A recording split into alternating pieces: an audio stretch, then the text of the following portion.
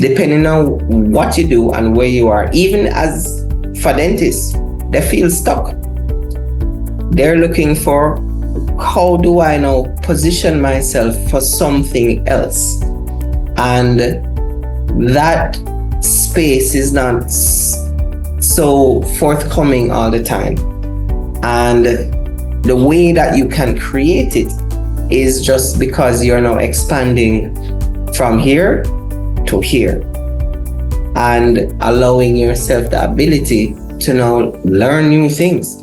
And I'm just saying personally, it's been a joyride.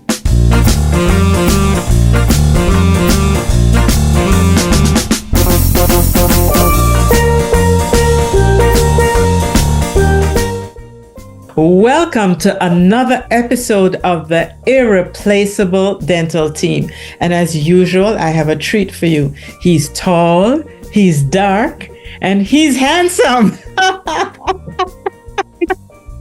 So I have a win, and win for you today, guys. But not just 3 wins, a 4th one, because he is super smart and he knows so much about our industry. None other than Jason Clarke. Welcome, Jason.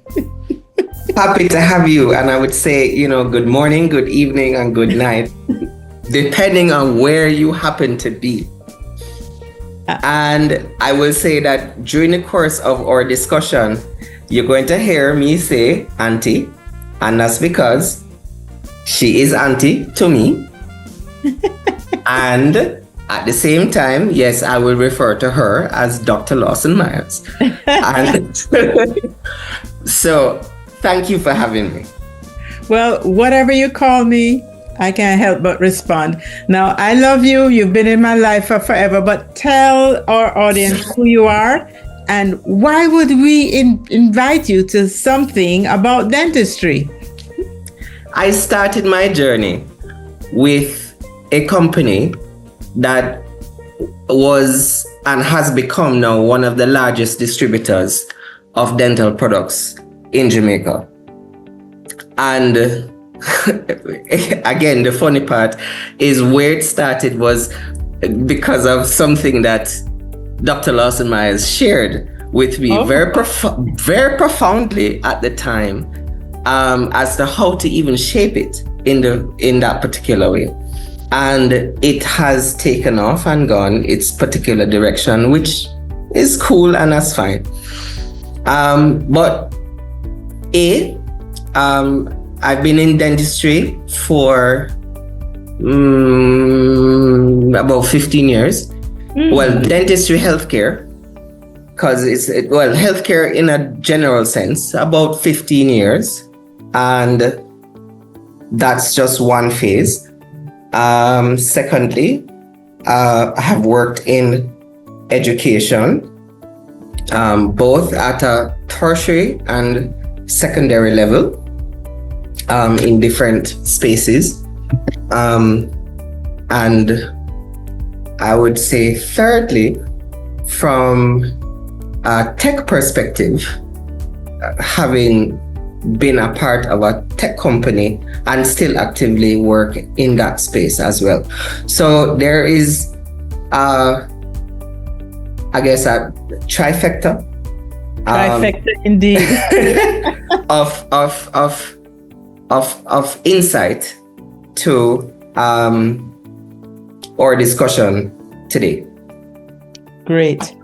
Jason, I don't think that there's anybody in Jamaica in dentistry who hasn't heard your name, but we are going to delve down into some specifics so they can really understand who you are and the value that you bring to our industry.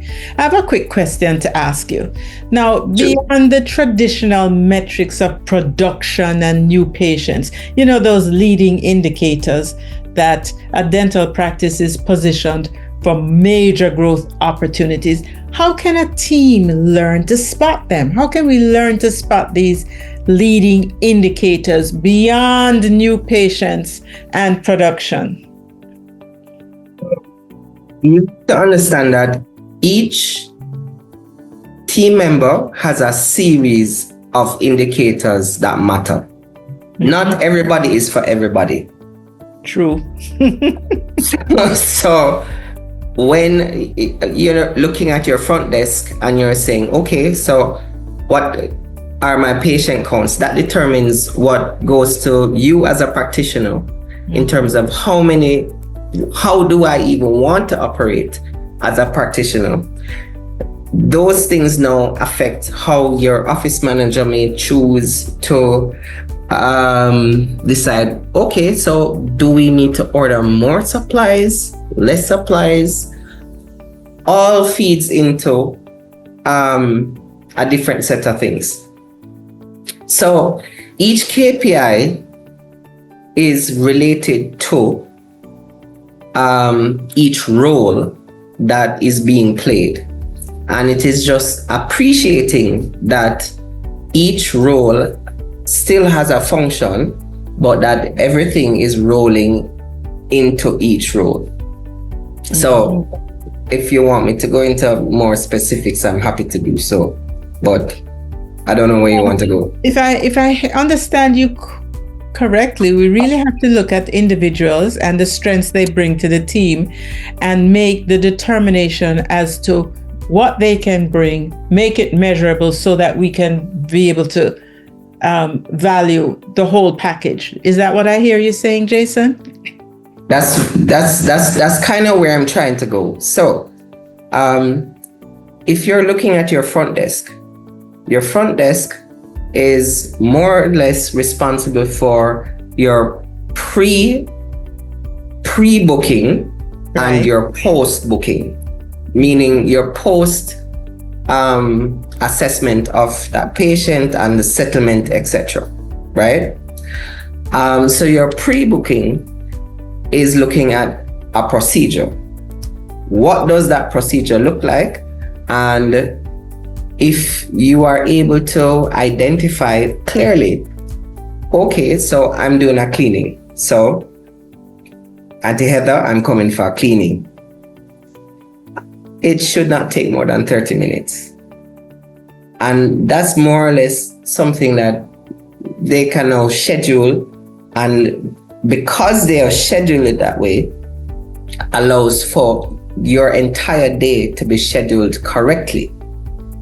And I would say, and I use that as a point, scheduling is actually the biggest thing for anybody at the front desk. We refer to it as schedule engineering, not just popping people in, but understanding, the procedures. So you know exactly what is what exactly. Yes. So, I need 30 minutes for this procedure. I need 40 minutes for this. I need an hour for this, whatever it happens to be. And that is probably the most important thing, in my opinion, is just how it is scheduled accordingly. Okay. I'm going to go broader now, Jason. Go broader. You're a man, you're a citizen of the world, right? I know you've orchestrated major deals across continents and industries.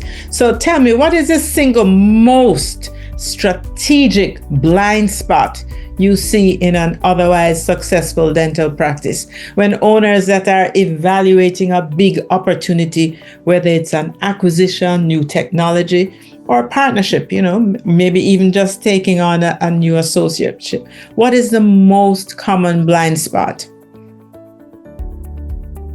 Okay, so I will answer this way, and it is not one piece.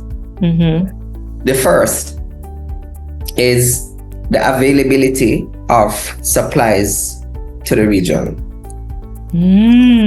That's the first thing. So there are distributors who may or may not necessarily choose to work with, and this is not just to Jamaica, this is within the region. And that's their own issue, but that's availability of supplies, because they may not necessarily be willing or wanting to share certain supplies. That's the first. The second,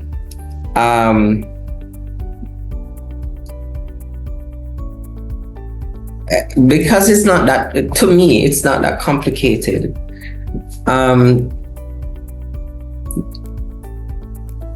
It's easy to, if you want to, and this is a trick, and this is the if, and I will say that there's a mathematical expression, IFF, if and only if you want to, then you will do so. And then, yes, it becomes exponentially simpler. But it's only the same if that matters. The halfway if, which is just a one if, does not work. It is the if and only if that matters, that guides you to how you deal with a lot of the elements that are potentially challenging and or resolvable accordingly. So Jason, in a world of increasing competition, let's talk about the business of dentistry, because it's evolving really quickly. From a global perspective, where do you see the most significant non-clinical value being created in a dental practice over the next 5 years? So can I frame it in a particular way? Sure. So I traveled to South Korea, and I've gone to China several times. And how they operate is one way, which we don't operate the same way. And or input values in terms of how we choose to make decisions, in terms of when we should change our chairs or compressors or etc., right? All of those things are based on a different kind of value set. Now, and if I can, I would want to segue into a small story. Go ahead, please. Okay. So I went to Seoul to do an implant course. Obviously, I am not a dentist, but I went on behalf of a company that I worked for at the time, and still get my certificate that I laugh about. But did my implants and so on. But what it was, it's a 12-story. They call it a hospital. I call it an office. It's 12 stories. Each floor is its own specialty, self-contained and its own specialty. And yes, I did the tour and whatever. But what it was is a level of focus to each area. And I think that is the thing that is most important, to be able to create that space for that. The Dr. Park, who I happened to be invited to in his surgery, he did not move his head, not once. He sat and he operated, and he had 3 attendants around him, and he literally was just like 1, 2, 3, and it was just a moving, it was like an orchestra, like clockwork. And there was because they all knew what they were supposed to do. And when you start to move around, then that's when you realize that there are very valuable things in how you choose to have teamwork and build teamwork. And that level of synergy was, I would almost say, is perfection. I have not seen anybody, because he did move. He literally was just like, and that was it. And that was that. And that's when you start to see it. Now, to go one step further, Asians and the Asian market look at how you utilize resources. So their expectation is that there is a finite point to certain things. So those things become easy to manage and expect and anticipate. So I'm supposed to have it for 1 year, 2 years, 5 years, whatever. In our Caribbean market, we are not operating the same way, and operating because we don't have the same economics behind it. And therefore, we have an expectation that is a little bit longer. So we're thinking something should last 10 years, 20 years, 30 years. Yes. That's and that's not the case. So for some things, it is just appreciating perspective, and something understanding how we want to now engage our teams appropriately. And I tied two things together because I think that they are literally succinct. When you see it happening, it's something that I would honestly say is profound. So really what I've heard you say, Jason, is that their degree of training of the team is seamless, and the investment in preparing the team to such precision brings so much more value to the clients. And what adds to this is the fact that the equipment being used is reliable because it's held between a certain period of time before they consider replacing it. So the likelihood for things to go wrong, for things to take longer than they should, diminishes. Correct? There are always expandable points, but yes, correct. Yes. Okay. So, Jason, I'm going to go in another direction because you refer to yourself as the broker of opportunity, which means that you operate in the best interest of all parties. And many times as a dentist, we have to develop that same kind of broker's mindset internally to navigate conflict between team members and sometimes even between team members and clients. Any insights there? So, let me qualify. What I mean by broker of opportunities is that I'm a connector. And rule number one is that people do business with people. And that is the strongest fundamental point that you can go from. So people do business with people. And how you connect is important. I've personally known you for probably 3 decades. I don't know. And it has made my own transition into dentistry a lot easier just because I know you. And that is something that is important. And nobody should ever discount that value. People do business with people. And if that's there, that solves problem number one at its very beginning. I agree with you 150%, Jason, because at the bottom of it all, it doesn't matter how skilled we are clinically.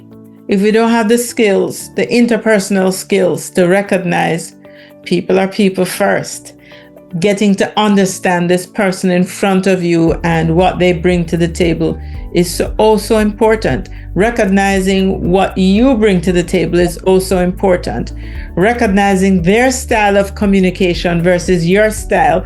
All of these come together to allow us to truly broker opportunities, because we're seeing beyond the obvious and looking to see opportunities that may present themselves that we wouldn't necessarily have seen had we not taken the time to understand that people are people. Would you agree?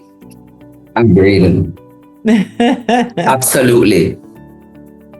And in every instance, every business, every industry, no matter which country, it all still equates to the same thing. And that's why, I like to use my, rule number 1. People do business with people. People do business with people every time.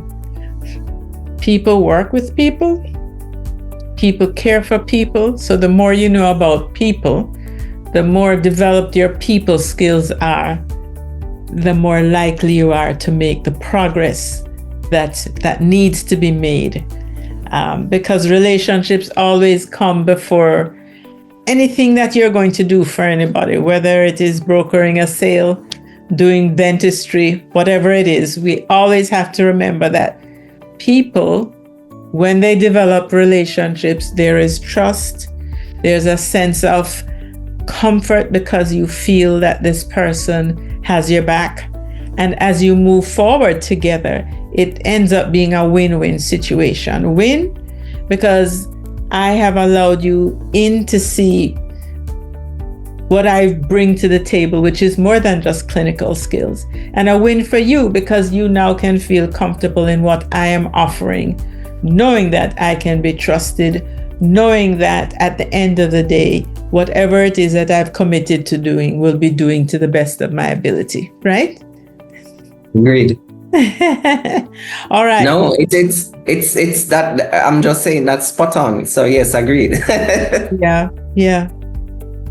So Jason, having interacted with so many dental teams, seen so many cultures in so many offices, what are 3 non-negotiable traits that you would look for in a team?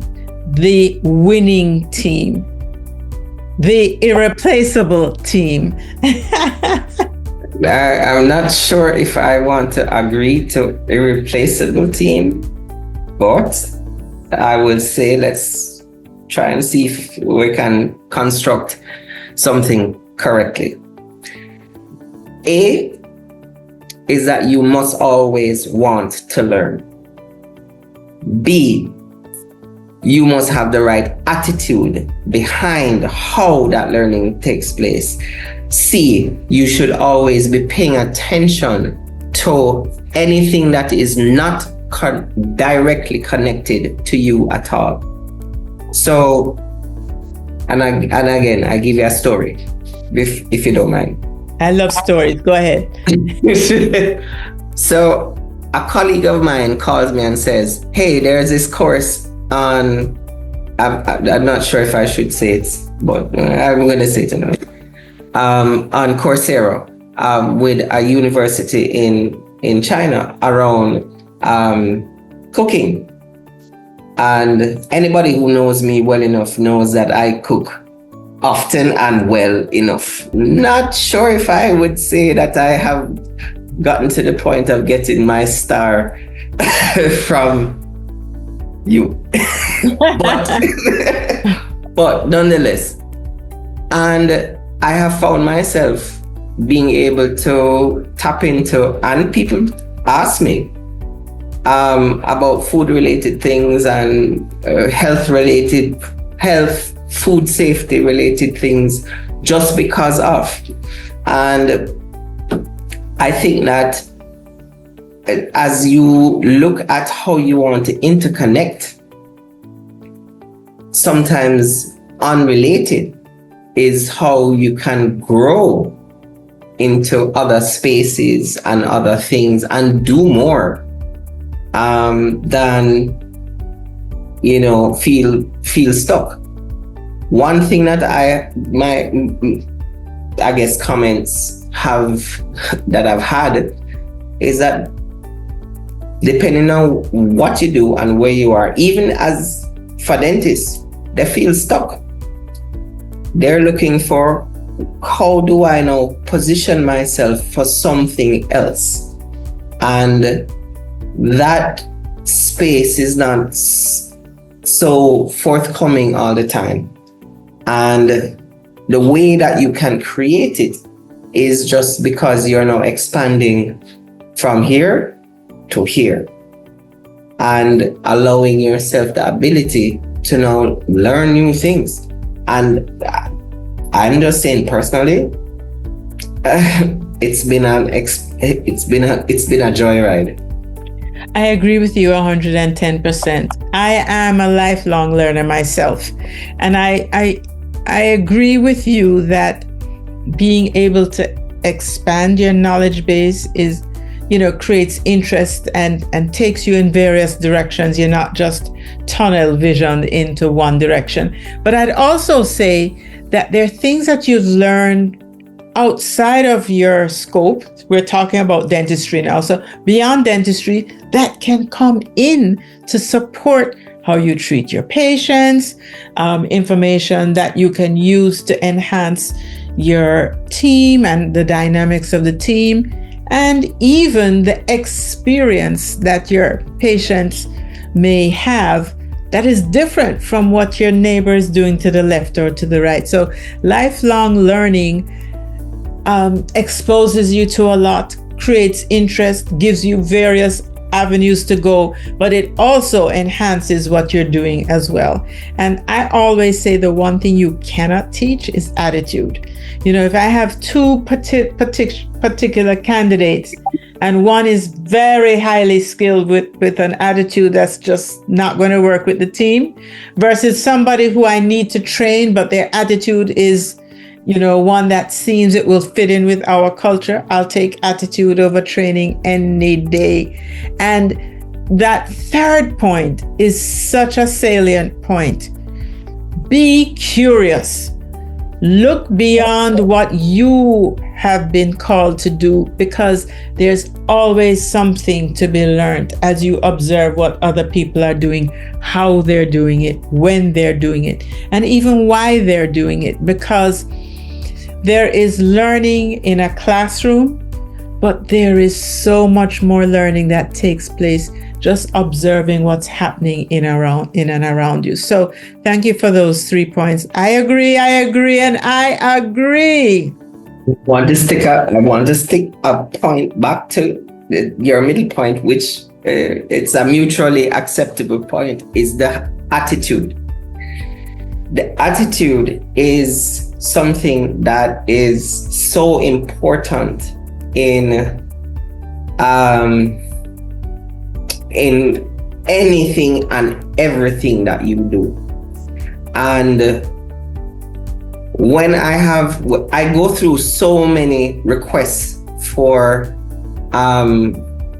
applications and my say-sos and interviews and so on, and the thing that keeps sticking, which has not changed, and I don't think it probably will, has always been around the attitude, not about the aptitude. So it's not about the skill itself, it's about the attitude of the person.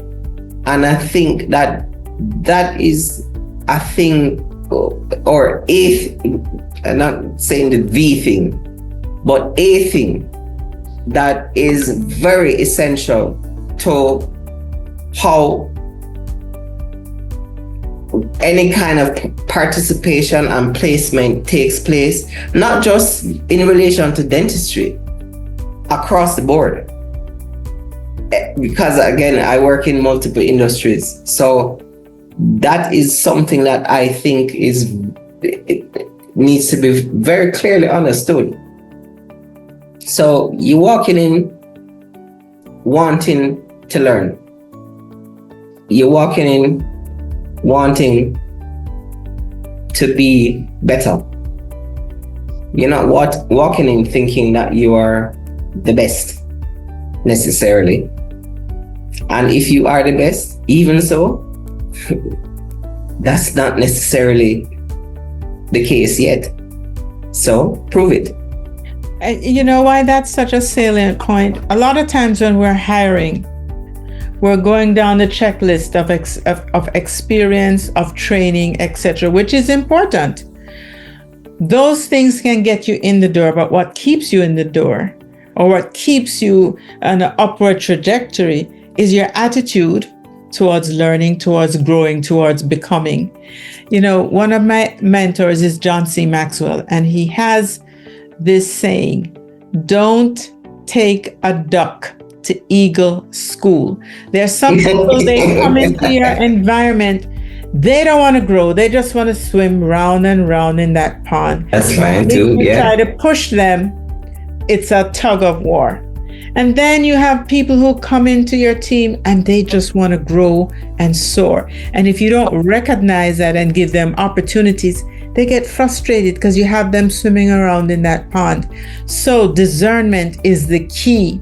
Understanding what you want to bring to your team is also the key. Because if it's not clear to you what you want, you're just bringing people on because you need bodies to help with X or Y or Z.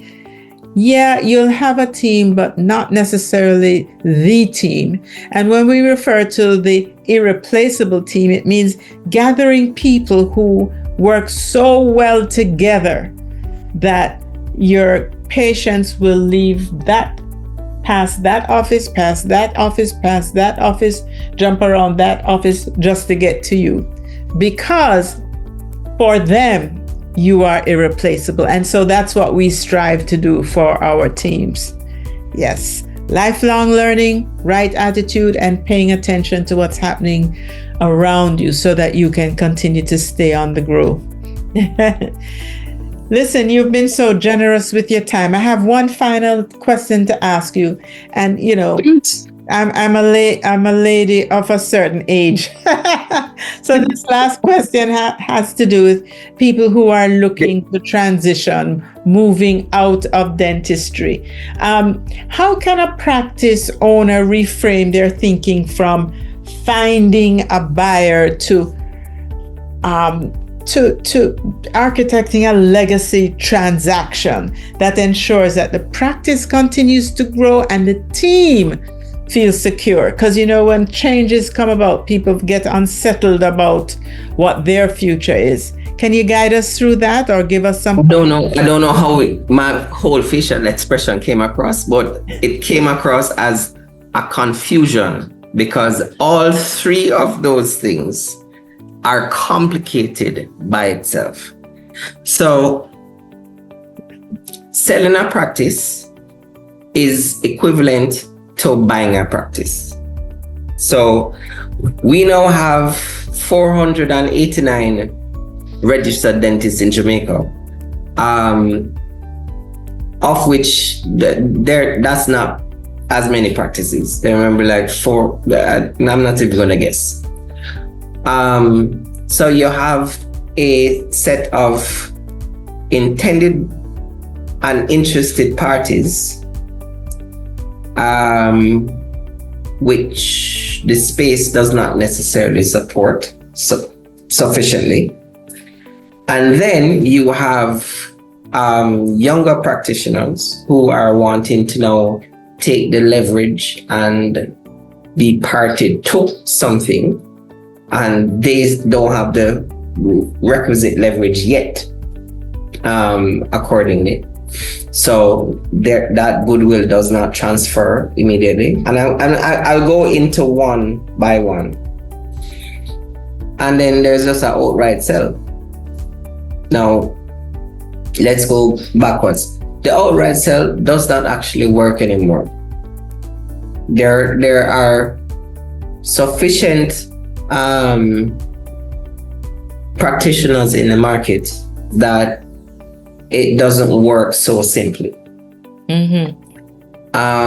For those who are young and upstart, and I would say that That's because they're new graduates out of the respective universities, and they are not even just from Jamaica, but external, right? They are now able to now see the value behind it. And then you're looking at those who would just say, okay, I can set up from scratch, because that level of transfer costs or goodwill is not something that is viable to me. Now, I guess the big question is, at what point do you determine what is transferable? What is transferable is always based on if your partner, and that's literally how you have to look at it, your partner is now kind of connected in your practice. And if they're not connected, your goodwill does not transfer. If your goodwill is done apart, I don't have a time frame. I have not yet figured out a way to measure that correctly, because I guess everybody is different. But if you can see how you can transfer that goodwill, that's what is transferable, and that's what now allows for you to now ask a premium for your practice. If it is not transferable, then the comparable is you set up shop from scratch and see how best that works. I feel that if you have a cohesive team, they understand the machinery and they keep it going. And at that level, you seek to change ownership. Someone coming into the practice, seeing that well-oiled machine it has more benefit than somebody who's selling a practice and there's really nothing in terms of cohesion with the team. Because again, as you said earlier, relationships are so important. I as a dentist will go in and I'll do my dentistry and I'll do my little pleasantries. But the before treatment banter, the after treatment checkup creates those tight bonds with team members, so that even if there's a change at the head, if there is buy-in from the team and the machinery keeps going, I think it's a better likelihood that patients will come in and say, oh, all right, well, if Jeff with the hygienist is okay with this new guy, let me give him a try. Or Susie, the front desk person, is still smiling and bubbling, she's okay with it. Susie thinks it's all right, I'll try it. So I don't think there's any one size fits all, but I do agree with what you have said. But I would like to add that thing about the value of the team. Because if you have an irreplaceable team, they're going to but that is the thing. That is the thing that goes a lot further. So I am complimenting your point, because it is not a you thing, and it is never a you thing. And anybody who in any organization thinks that is a you thing, you are so wrong. It's a we thing, because that's how you move together. You move because you are cohesive around the things that we are clear on. We have shared values, 1, shared outcomes, 2, and then shared wins. Absolutely. I personally, and I would go to the wins part, right? I've worked with number of teams in different spaces, etc. And when my team members can look at me and put money on the table and tell me that they can buy my car. I'm like, okay. I literally accepted. And at the same time, when I changed my car to what it is now, and my boss, my chairman, looks at me and he's like, "Oh my God, seriously?" And this is fun to drive. And he literally just had so much fun with it. No, that is a different win. And that is a win that is important, because personal self-fulfillment is the thing that, as practice owners, I believe, not just practice owners, anybody who runs any business anywhere, I believe that that's something that you should focus on. And those are the things that allow your staff to want to stay with you. Yes, it's never me, but always we. I appreciate that very much. I am going to move into a little fun section I didn't tell you about. Okay. No, I'm always game. So go for it. All right. Asking you some fun facts. Number one, where is your favorite place in the world to visit? That's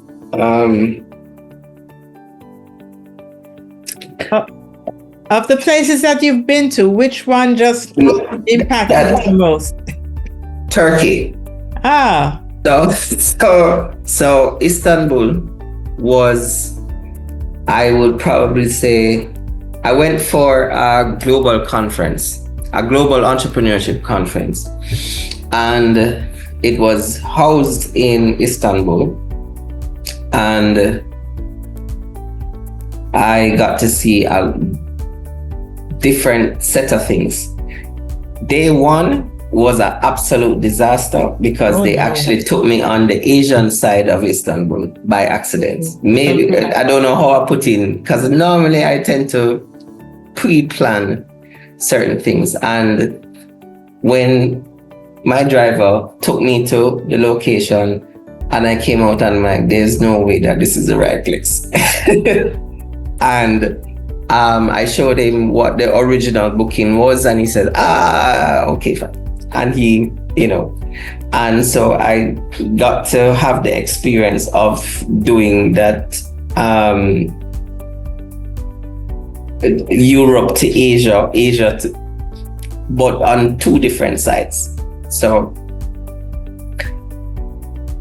but there are things that I enjoyed on so many levels.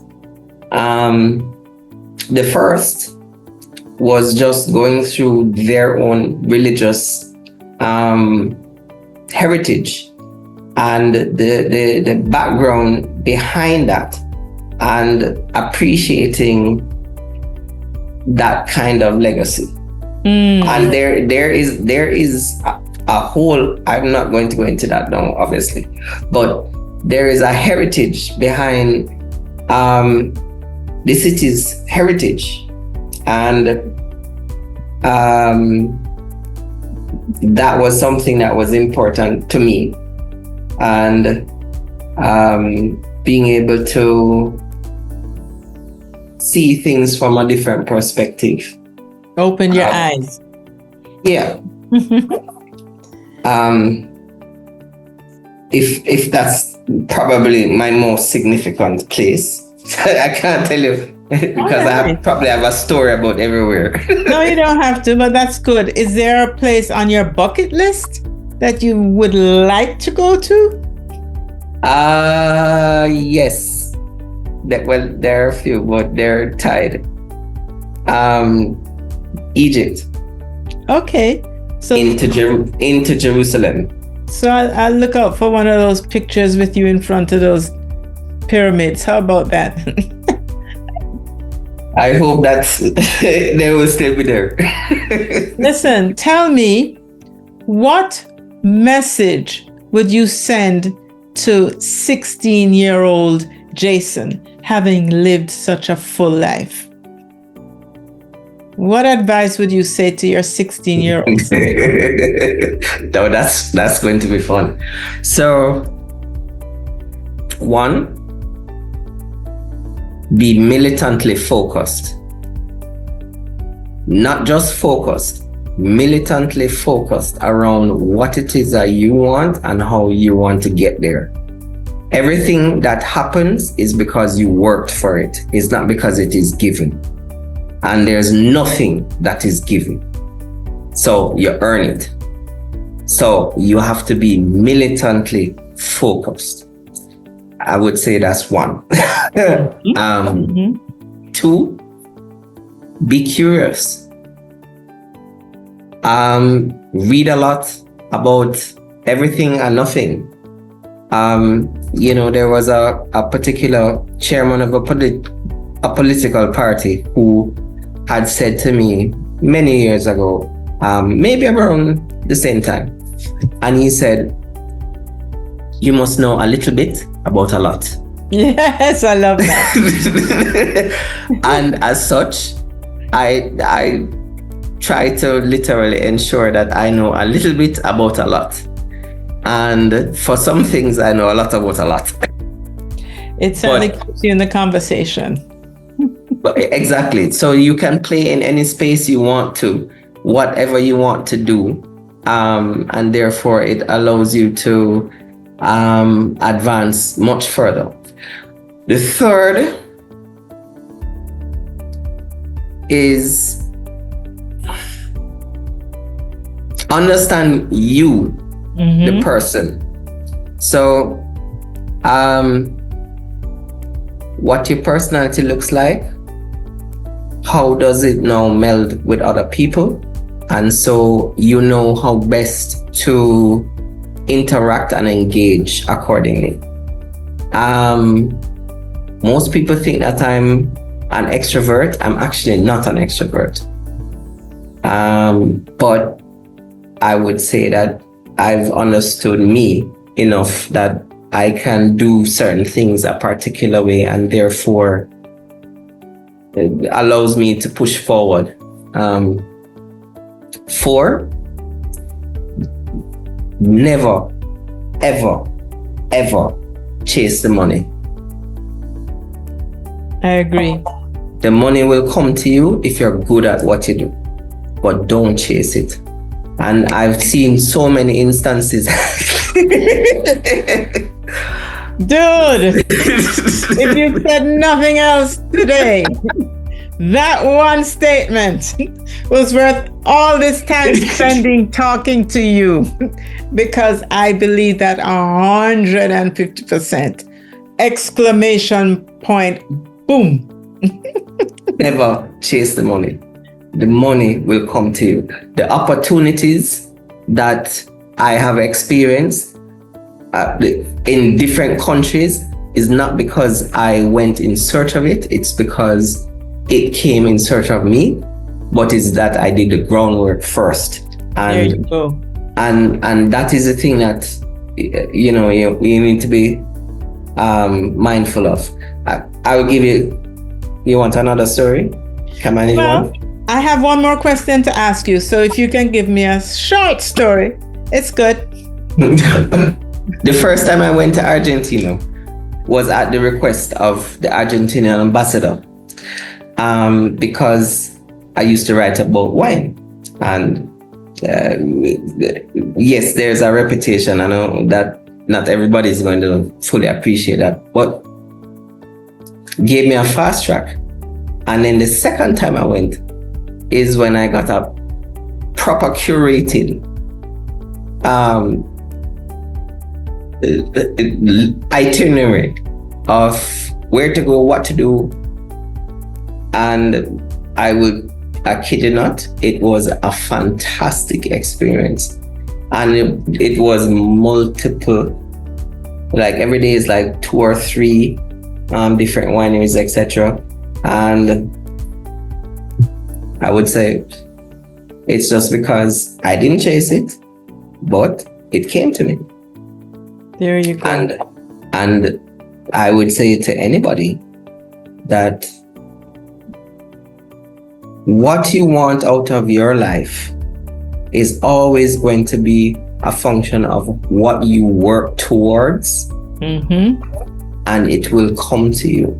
It may not come immediately.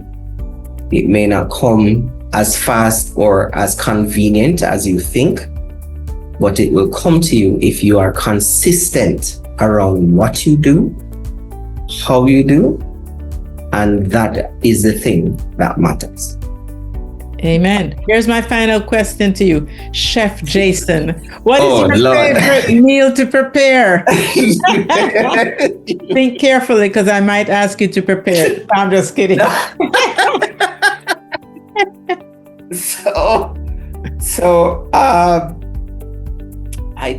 I don't know anymore. I will say, however, I started out, in all fairness, with trying to compete with you with your mac and cheese. and I have 23 different mac and cheeses just because I wanted to compete with you. Oh my word. And this is where I go into my anti-phase now. So my sister has been my guinea pig. Well, when she was in Jamaica, was my guinea pig for trying to test how best it could be. And as you know, and if I didn't say it before, I'm going to say it for record. So her son and I are long-standing friends, but we have a group of friends, and so we all get together, and usually mac and cheese is like a thing, right?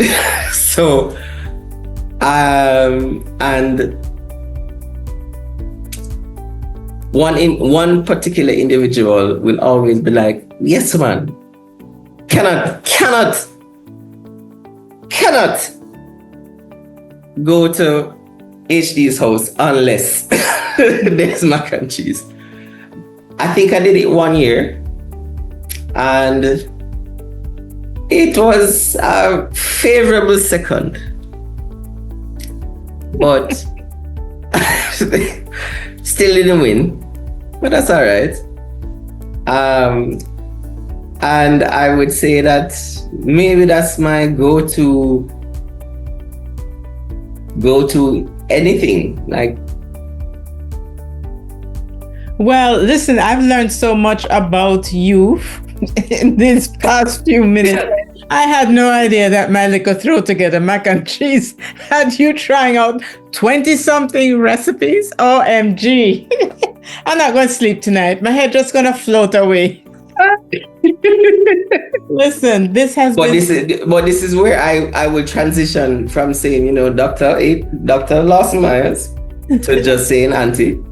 Because I'm just saying that we've shared that journey together, both professionally and privately, and there's a lot that you have done, and there's a lot that I've learned from you just as a result, and I continue to do so, and I look forward to a lot more that you are able to do and share. Well, the Bible says iron sharpens iron. I'll continue to sharpen you if you promise to continue to sharpen me. How about anytime, any day I am game. Ready. So Jason, I have one last question to ask you. Shoot. Are you ready? Shoot. Here comes the drum roll. Will you come back and share with us at another time? The answer was already given. But to be explicit, yes. Thank you, sir. Guys, I told you we're in for a treat. There it is.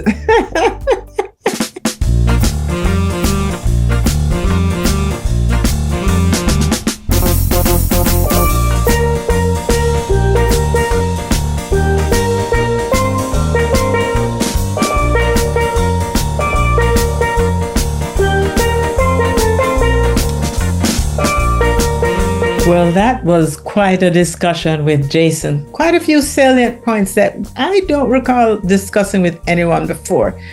First of all, who thinks about suppliers and distributors when you're setting up an office? But it's also important to understand the flow. And I would add to that, not just understanding where and how to get your supplies, but also the support, because oftentimes people will sell you things and there's no support. So that was a salient point. The second one was, you catch that story about that doctor performing the implant and his head never moved because the team was so trained that things moved seamlessly. That's something for us to strive for, pouring into our team so that they can make each procedure seamless, and recognizing that we really need to do checks on our equipment because each one has a lifespan. And when you're going beyond it, the time it was expected to be around, it can be very challenging. So we need to look out for that. And what did he say are his 3 strongest attributes in a team that he admires? People who are lifelong learners, people with the right attitude, and those who are curious, paying attention to what others are doing around them.